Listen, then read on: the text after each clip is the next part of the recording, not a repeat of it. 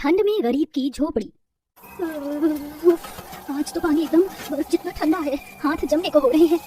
कड़ाके की सर्दी में सरिता पुरानी जगह से फटी साड़ी में बैठी बर्तन मांज रही थी। परिवार में ससुर बुधन, सास, दादी सास, 2 बच्चे और मोहन था। पूरे परिवार के लिए 2 वक्त की रोटी जुटाने की जिम्मेदारी अकेले बूढ़े बुधन पर थी। सुनो जी, घर में जरा भी राशन नहीं है, बहू खाना कैसे बनाएगी? ये लो भाग्यवान, बस 20 ही रुपए हैं अभी के लिए। इतने से देख लेना, आज शाम को दिहाड़ी मिलेगी तो आटा दाल ले आऊंगा। अम्मा की दवाइयाँ भी लानी है।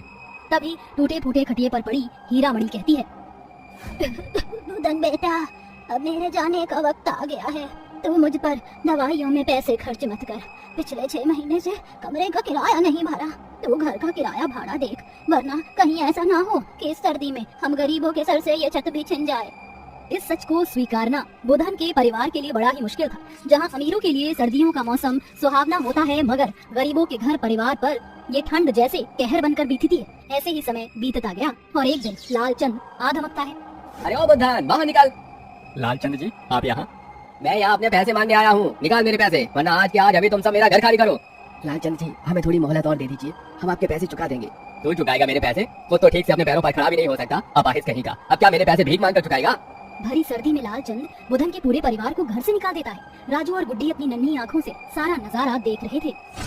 माँ, अब आप, मैं, गुड्डी, बाबूजी, दादा दादी, हम सब कहाँ रहेंगे? पता नहीं बच्चों, चलो। इस तरह से एक बार फिर ठंड का कहर एक गरीब के परिवार को बेघर कर देता है। सभी सड़क पर चलते जा रहे थे। कोहरे के साथ बहती ठंडी हवाएं सीधे हड्डियों में जाकर चुभ रही थी। उन सभी की आंखों में लाचारी के आंसू थे। क्या हुआ राजू बेटा, तो रुक क्यों गया? माँ, बहुत जोर की ठंड लग रही है, घर कब आएगा? बस थोड़ी देर और राजू। देखते देखते पूरा दिन बीत जाता है, मगर उस गरीब परिवार के लिए ठिकाने की खोज अभी खत्म नहीं हुई। रात ढलते ही तेज बर्फबारी भी शुरू हो गई। हीरा मणि की हालत बिगड़ती गई। वह फुटपाथ पर ठंड में पड़ी थी। ठंड के मारे उसके दांत किटकिटा रहे थे। बुधन, अब मैं नहीं बचूंगी बेटा। ऐसा मत कहो अम्मा, तुम हमारे परिवार की नींव हो। मैं कहीं से कुछ और देखो लाता हूँ। उस गरीब की आंखों से झरझर आंसू गिरे जा रहे थे। वह खुद ठंड में ठिठुरता हुआ रात भर इधर उधर भटकता था, मगर ठंड की उस लड़ाई में हीरा मणि जिंदगी की जंग हार जाती है।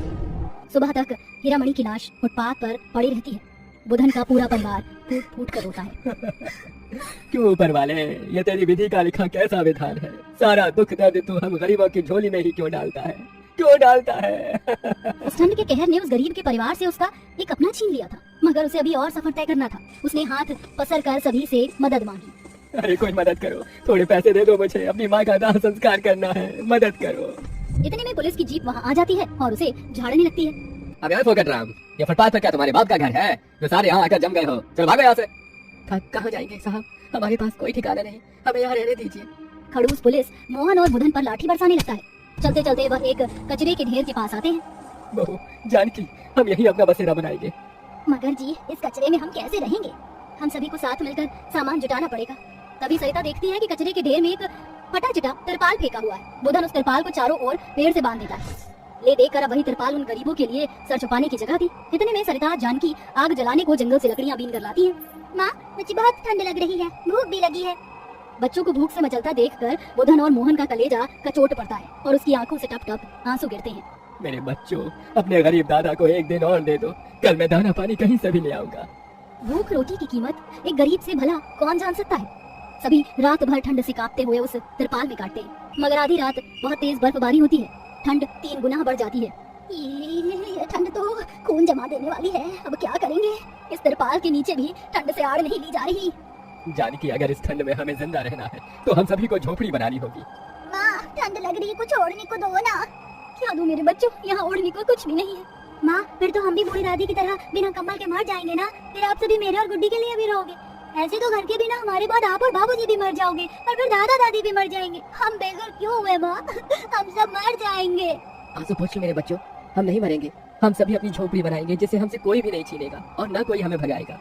इसके बाद मोहन अपनी अपाहिज कुर्सी से नीचे गिर जाता है और जहाँ एक तरफ बुधन सर्दी सहते हुए झोपड़ी बनाने के लिए लकड़ी काटता है, वहीं दोनों सास बहू घास फूस इकट्ठी करके झोपड़ी के लिए दीवार बनाती हैं। वह सभी ठंड की मार झेलते हुए 2 दिन बीतने तक मेहनत लगाकर आखिरकार झोपड़ी खड़ी कर लेते हैं, जिसे देखकर सभी की आंखों में आंसू थे। फिर भी बुधन की आंखों पर अपनी माँ की लाश नाच रही थी, जिसे इस ठंड के कहर में उसने खो दिया था।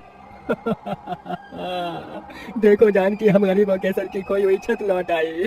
लौट आई। सभी झोपड़ी के अंदर आ जाते हैं। माँ, हमारी झोपड़ी तो बहुत अच्छी है, अब सर्दी नहीं लगेगी, मगर हमारे पास बिस्तर तो है ही नहीं, इतनी ठंड में हम कैसे सोएंगे? गुड्डी, जैसे हम सभी ने मिलजुल कर अपने रहने के लिए झोपड़ी बनाई है, वैसे ही हम बिस्तर भी बनाएंगे। फिर सभी मिलकर इधर उधर से फूस इकट्ठा करते हैं।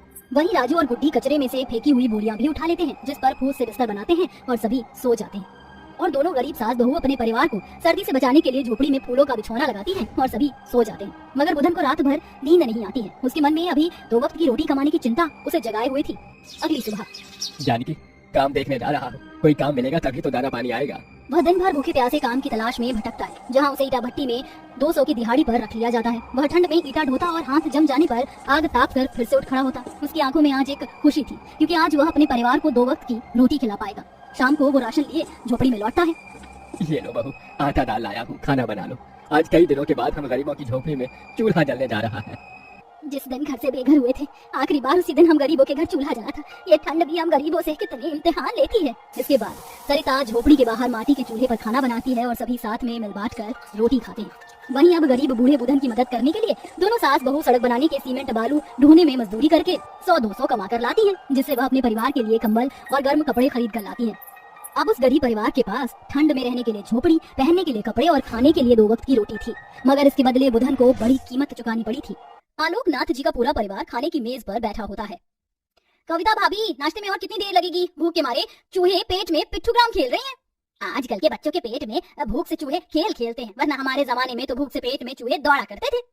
हंसी मजाक चल रहा होता है, तभी कविता खाना लगाती है। वाह भाभी, खाने की खुशबू तो बड़ी अच्छी आ रही है। क्या बनाया है? मैंने बनाया है पापा जी के मनपसंद पूरी कचौड़ी, तुम्हारी फेवरेट दाल मखनी है और माँ जी के लिए मूंग दाल का हलवा और छोले। सभी खुश होकर खाना खाने लगते हैं और आरव कहता है, वाह भाभी, क्या गजब के छोले पूरी बनाए हैं। भैया, you are the lucky man जो आपकी शादी भाभी से हुई। माँ जी, देवर जी की भी शादी करा दीजिए। बड़ी बहू की बात में दम है निर्मला जी, मैं कल ही पंडित जी से रिश्ते देखने को बोल देता हूँ। पिताजी, वो मैं प्रिया से प्यार करता हूँ, उससे शादी करना चाहता हूँ। बड़ी धूमधाम से आरव प्रिया की शादी हो जाती है। आओ प्रिया बहू, तुम्हारे ससुराल में तुम्हारा स्वागत है। ये माँ जी है, यानी तुम्हारी दादी सास। पैर छुओ। प्रणाम दादी माँ। खूब खुश रहो, सदा सुहागन रहो। अरे निर्मला, ये तो एकदम मरी पड़ी है, ये क्या संभालेगी रसोई की जिम्मेदारी? संभाल लेगी माँ जी। जाओ बहू, आराम कर लो, कल इस घर में तुम्हारा पहला दिन है, बहुत सी रस्में भी हैं। जी सासू माँ। ओ गॉड, ये दादी माँ पता नहीं कौन सी चक्की का आटा खाती है, एकदम लोहे जैसा हाथ है, मेरे बैकबोन की बैंड बजा दी। अगली सुबह बहू मजे से बिस्तर में पड़ी होती है, तभी आरव रजाई खींच कर कहता है, प्रिया जल्दी से उठ जाओ, वरना अगर दादी माँ ने तुम्हें अभी तक सोते देख लिया ना, फिर तुम्हारी तो क्लास लगेगी, साथ में मेरी भी बैंड बजेगी। प्रिया रेडी होकर रसोई में आती है। गुड मॉर्निंग मम्मी जी, क्या बात है, अभी तक नाश्ता नहीं बना? No coffee and tea? भाभी, खाना तो आप बनाओगी ना, आज आपकी पहली रसोई जो है। मैं? क्या हुआ, तुम्हें खाना बनाना नहीं आता प्रिया बहू? नहीं तो मम्मी जी, आता है ना, मुझे सब कुछ बनाने आता है। छोले पूरी, दाल चावल, राजमा चावल, ढोकला, खाखड़ा, फेफड़ा। ओह शिट, ये क्या बोल दिया। मुझे सब बनाने आता है, मैं इतना अच्छा खाना बनाती हूँ कि सब उंगलियां चाटते रह जाते हैं। तो फिर ठीक है, आज के लिए तुम छोले पूरी, मीठे में हलवा, खीर और गुलाब जामुन बनाना। अपने मुंह से अपनी तारीफ करके प्रिया अपने मुंह मियां मिट्ठू बन जाती है और सर पकड़कर कहती है, प्रिया आज तो तू बुरी फंस गई, क्या करूं क्या करूं? फिर जैसे ही वह फ्रिज खोलती है, उसमें शादी के बैंक्वेट हॉल में से बचा हुआ बासी खाना रखा होता है। एक काम करती हूँ, फटाफट ये बासी खाना गर्म करके सभी को परोस देती हूँ। थोड़ी देर में वह मेज पर खाना लगा देती है। मम्मी जी, पापा जी, खाइए ना, ये सारा खाना मैंने बनाया है। पर प्रिया बहू, ये तो शादी का बचा हुआ बासी खाना है। वो क्या है ना सासू माँ, मैं तो खाना बनाने ही जा रही थी, मगर फिर ये बासी खाना फेंकना पड़ता। सोचिए माँ जी, सोचिए, एक गरीब को 2 वक्त की रोटी के लिए क्या कुछ नहीं करना पड़ता है। खाने का एक एक दाना कीमती है। बहू की नौटंकी बाजी में आके बेचारे ससुराल वाले बासी खाना खाते हैं। तभी चंचल मुंह मोड़कर खाते हुए बोलती है, सोचा था भाभी के हाथों से ताजा टेस्टी टेस्टी खाना खाने को मिलेगा, मगर यहाँ तो बासी खाना चलना पड़ रहा है। उस दिन दोनों वक्त ससुराल वाले शादी का बचा बासी खाना खाकर खत्म करते हैं। अगली सुबह, माँ जी, माँ का फोन आया था, वो पिताजी की तबीयत थोड़ी खराब है। कविता बहू तो चली जा, वैसे भी अब यहाँ रसोई संभालने के लिए छोटी बहू है ही। कविता महीने भर के लिए मायके चली जाती है। प्रिया बहू, जल्दी से खाना बना दो, सभी को भूख लगी है। जी माँ जी, बनाती हूँ। प्रिया रसोई में आती है। एक काम करती हूँ, कुकर में दाल चावल चढ़ाकर सीटी लगा देती हूँ। आलस के चलते बहू ढेर सारे दाल चावल बना देती है और वहीं 2 दिनों तक बासी करके ससुराल वालों को खिलाती है। प्रिया की लत इतनी बिगड़ जाती है कि कभी हफ्ते भर पुरानी सब्जी तो कभी कई दिन पुरानी बची रोटी चावल वो सबको खिलाती थी और बासी खाने का ये भंडार निकलता उसके फ्रिज के खादान से। प्रिया, खाना बन गया हो तो लगा दो, ऑफिस के लिए देर हो रही है। जी जी लगाती हूँ, पर मैंने तो कुछ बनाया ही नहीं। फ्रिज में जो 2 दिन पुरानी चावल दाल रखी है वही दे देती हूँ। इस तरह से एक बार फिर बहू अपने ससुराल वालों को 2 दिन का पुराना बासी दाल चावल परोसती है, जिसे सभी उसे सुनाने लगते हैं। क्यों बहू रानी, तेरे हाथ पाँव नहीं चलते क्या, जो एक वक्त का खाना हमें 2-2 दिन तक बासी करके खिलाती है। अरे गाय भैंस को भी रोज खाने में ताजा हरा चारा मिलता है, मगर हमें रोज बस बासी खाना। दादी माँ एकदम ठीक कह रही है, अपने घर के फ्रिज को तो जैसे बासी खाने का गोदाम बना कर रख दिया है। कभी हफ्ते भर पुरानी सब्जी, कभी रोटी, और आज ये 2 दिन का बचा बासी दाल चावल। भाभी पिछले 2 दिन से हमें ये पुरानी दाल चावल डाल रही हो, क्यों? ननद जी, दाल चावल तो डाल रही हूँ, तुम तो ऐसे टेढ़े मुंह बना रही हो जैसे मैं तुम्हारे आगे रूखी सूखी घास डाल रही हूँ। मगर बहू, ये कोई मतलब थोड़ी हुआ रोज रोज बासी खाना खिलाने का। जा जाकर हम सभी के लिए ताजा खाना बना। मेरे लिए तू 2-4 गर्मा गर्म रोटियां सेक देना बहू। ऐसा लग रहा है जैसे जमाना हो गया ताजी रोटी खाए हुए। इसी के साथ प्रिया घमंड से बोलती है, मैं कोई खाना वाना नहीं बनाने वाली, जैसे खाना यही खाओ। भाभी, आप इतना खाना बनाती क्यों हो कि हमें उसे बासी खाना पड़े? ननद जी, खुद तो बैठी बैठी ऑर्डर देती रहती हो, कभी खुद से क्यों नहीं बनाकर खिलाती? और दादी माँ, आप क्या करेंगे ताजा खाना खाकर, 75 साल की पुरानी हो चुकी हो। और ससुर जी, आप कुछ कमाते धमाते तो है नहीं, दिन भर मुफ्त की रोटियां तोड़ने को चाहिए। इस तरह से कोसने के कारण आलोकनाथ की आंखें नम हो जाती हैं। उस दिन के बाद से सभी बिना कुछ बोले बासी खाना खाते हैं, मगर एक दिन अचानक प्रिया बेहोश होकर गिर जाती है। प्रिया बहू, क्या हो गया तुझे? आंखें खोल तो सही। अजी सुनते हो? आरव, डॉक्टर को फोन लगा। खबर सुनकर कविता भी लौट आती है, जहाँ डॉक्टर कहता है, देखिए, मैंने टेस्ट कर लिए, कई दिनों से बासी खाना खाने के चलते इनकी हेल्थ कंडीशन खराब हो गई है और शरीर में कमजोरी आ गई है। इन्हें खाने में ताजा और पौष्टिक खाना देना होगा, और जूस फ्रूट भी। आपका बहुत बहुत धन्यवाद डॉक्टर साहब, हम इस बात का पूरा ध्यान रखेंगे। इसके बाद से तो जैसे प्रिया के पूरे ससुराल वाले उसकी खातिरदारी में लग जाते हैं। देवरानी जी, मैंने आपके लिए गर्मा गर्म सूप बनाया है, पी लीजिए। कविता बहू, रात के खाने में प्रिया बहू के लिए आलू के पराठे बनाना, वो भी देसी घी में, इसको बहुत भाते हैं ना बहू। कविता और चंचल दोनों मिलकर प्रिया की पसंद के आलू के पराठे बनाती हैं और निर्मला उसे अपने हाथों से खिलाती है। ये लो प्रिया बहू, गर्मा गर्म आलू के पराठे खाओ। फिर जैसे ही प्रिया अपनी सास के हाथ से खाने का एक निवाला खाती है, उसकी आंखें नम हो जाती हैं और टप टप आंसू गिरने लगते हैं। मैंने अपने ससुराल वालों की शराफत का बहुत गलत फायदा उठाया है। हर रोज उन्हें बस बासी खाना ही खिलाती रही और ये बेचारे भी चुपचाप से खाते रहे। पर मेरी जरा सी तबीयत क्या बिगड़ी, ये लोग मेरा कितना ख्याल रख रहे हैं। इस घर की बहू होने के नाते मुझे भी तो इस घर की खुशियों का ध्यान रखना चाहिए था। फिर अगले दिन प्रिया सबसे पहले घर में जल्दी उठकर अपने ससुराल वालों की मनपसंद का खाना बनाकर मेज पर लगाती है, और जब सभी मेज पर आते हैं तो वह खुश हो जाते हैं। माँ जी, बाबूजी, मैं हाथ जोड़कर आप सभी से अपनी गलती की माफी मांगती हूँ। आप सभी ने मुझे मेरी गलती का एहसास कराया है। देखिए, मैंने क्या क्या बनाया है, छोले पूरी, राजमा चावल, गुलाब जामुन और भी बहुत कुछ। सब कुछ आपकी पसंद का है।